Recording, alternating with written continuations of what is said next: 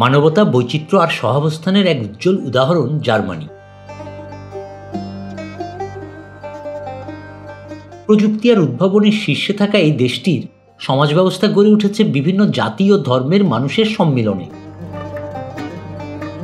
এই দেশে বসবাসরত 8.5 কোটি মানুষের মধ্যে 50 লক্ষেরও বেশি মানুষ ইসলাম ধর্মের অনুসারী। দ্বিতীয় বিশ্বযুদ্ধের পরে রাষ্ট্র পুনর্গঠনের প্রয়োজনে তুরস্ক, সিরিয়া, ভারত, বাংলাদেশ সহ বিভিন্ন দেশ থেকে প্রচুর মানুষ জার্মানিতে কাজ করতে আসেন। সময়ের পরম্পরায় এই অভিবাসীরা নিজ নিজ ধর্মীয় ও সাংস্কৃতিক ঐতিহ্য বজায় রেখে এখানে স্থায়ীভাবে বসবাস শুরু করেন। তখন থেকে এখনও মুসলিম সম্প্রদায়ের মানুষেরা নিয়মিতভাবে জার্মানিতে স্থায়ী হচ্ছেন। জার্মানিতে প্রায় 2500 মসজিদ এবং ইসলামিক সেন্টার রয়েছে,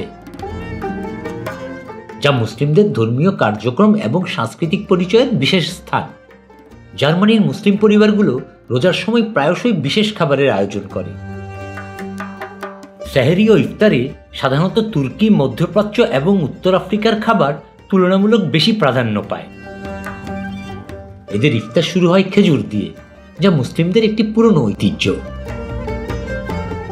এরপর থাকে নানা ধরনের গ্রিল করা হালাল মাংস, কাবাব, শর্মা ও নানা পদের মিষ্টান্ন। এর পাশাপাশি তাজা ফলমূল এবং শাকসবজি ইফতারের টেবিলকে আরও বৈচিত্র্যপূর্ণ করে তোলে। জার্মানির প্রধান শহরগুলোতে বাঙালি ইফতারের আইটেমগুলো বিশেষভাবে সমাদৃত।